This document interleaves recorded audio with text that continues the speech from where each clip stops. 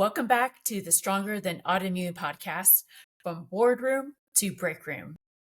I am your host, and if you're listening while juggling coffee, your phone, and probably three other things in the background, with home or at work, I see you, and you are exactly where you need to be. So, you know how we used to burn CDs for the perfect mix for, different moods and get us through the day sometimes? Or maybe what you're doing now is creating the perfect Spotify list. That's what I do. Well, today we're creating the perfect mix for managing autoimmune symptoms at work. And it involves something you may not expect: art. Yes. So, before I dive in, there is something I've been working on, and I want to let you know it is my Stronger Through Art community. It's a free autoimmune art circle that meets the first Saturday of every month.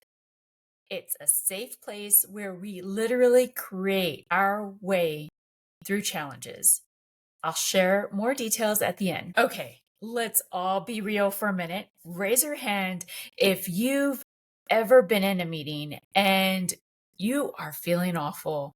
The brain fog is clouding your thoughts, or you're mid sentence trying to prove a point and it disappears.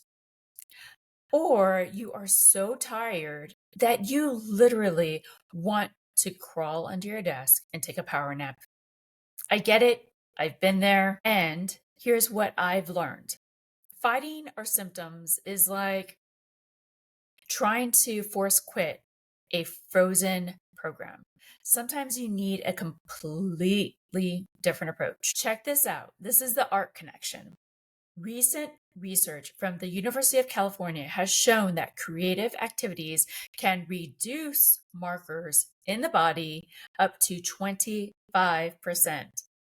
That's just not feel good fluff. That is science backing up what many of us intuitively know. Creativity heals. But here's the workplace reality: most of us think we don't have time for art stuff. We are too busy, too tired, or too convinced we're not creative people. Sound familiar? All right, let me give you the science breakdown. Okay, let me share with you some game-changing research. A 2023 study published in the Journal of Applied Psychology found that employees with autoimmune conditions who engaged in creative activities during their workday showed a 32% reduction in cortisol levels, improved cognition within 15 minutes, better pain management throughout the afternoon. Isn't that great? I will take those numbers. How about you? Here is another connection. Here is where it gets interesting. Art activates your vagus nerve, which is basically your body's built-in chill out system. When we create, we literally switch off our nervous system from fight or flight to rest and repair mode. Dr. Sarah Chen at Hopkins University found that just 10 minutes of creative activity can shift us into parasympathetic dominance, the state where our bodies actually heal. I like that also. All right, here are some workplace applications. Companies like Google, Microsoft have started integrating creative breaks into their employee wellness programs, reporting back 28% fewer sick days among participants with chronic conditions. Now that we've reported all these great things that you can do, how do you apply this? How do you do this at work without looking cuckoo in the conference room?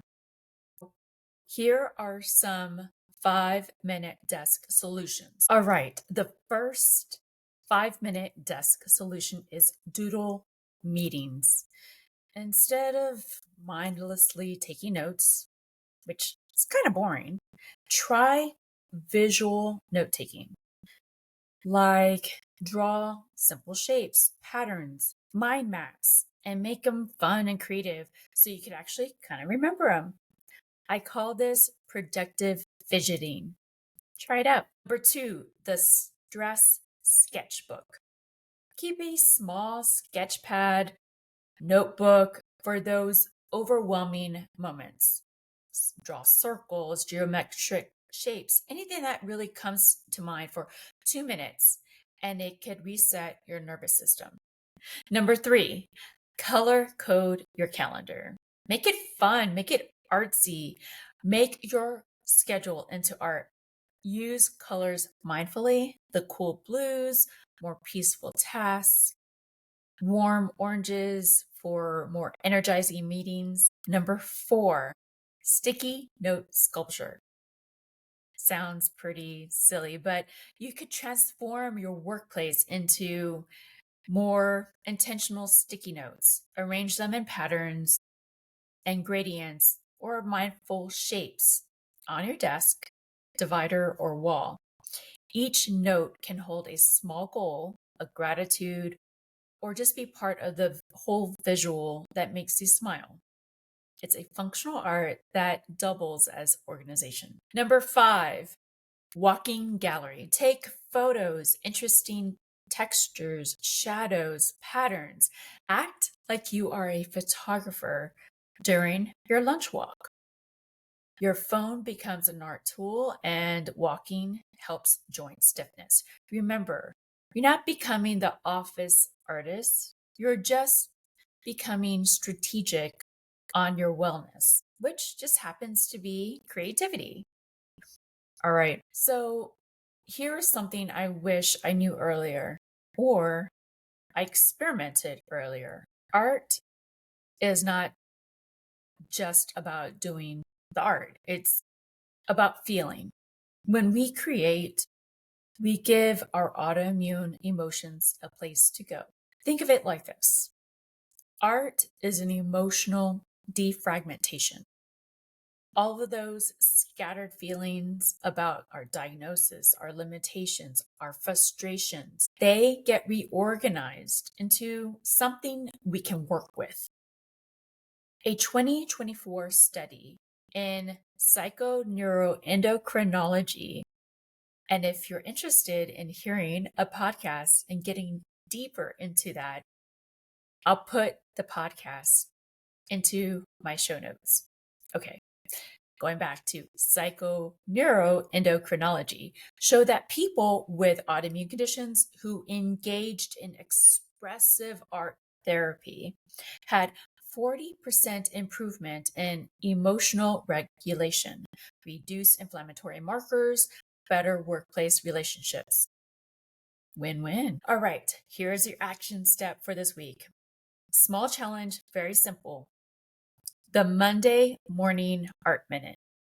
Before you check your first email, spend 60 seconds drawing how you want your week to feel. Not how you think it would go, how you want it to feel. If you want it to feel stress, draw jagged lines, which I hope you don't do. Hopeful, smooth, flowing curves. Exhausted, draw heavy, grounding shapes. I hope you don't do that either. Put that paper somewhere where you'll see it throughout the week and watch how this tiny act of intention shapes your days.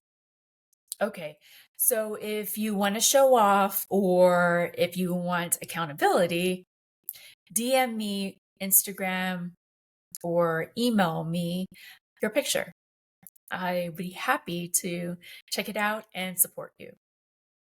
So, like I was saying at the beginning, before you go back into your workday or whatever you were doing, burning out many different fires, you don't have to choose between managing your career success and your autoimmune condition. You can have both.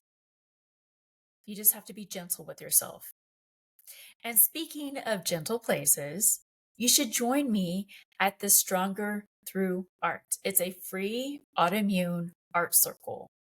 We're meeting for the first time this Saturday, and it'll be every first Saturday of every month after that. We gather, we create, and we support each other through this journey. It's like having a creative sisterhood that actually gets what you're going through. Details are in the show notes. So next week, we're going to be diving into autoimmune awareness, what everyone should know. And until then, keep creating your way through strength. You've got this. And thank you for joining me on another Stronger Than Autoimmune from Boardroom to Breakroom podcast edition.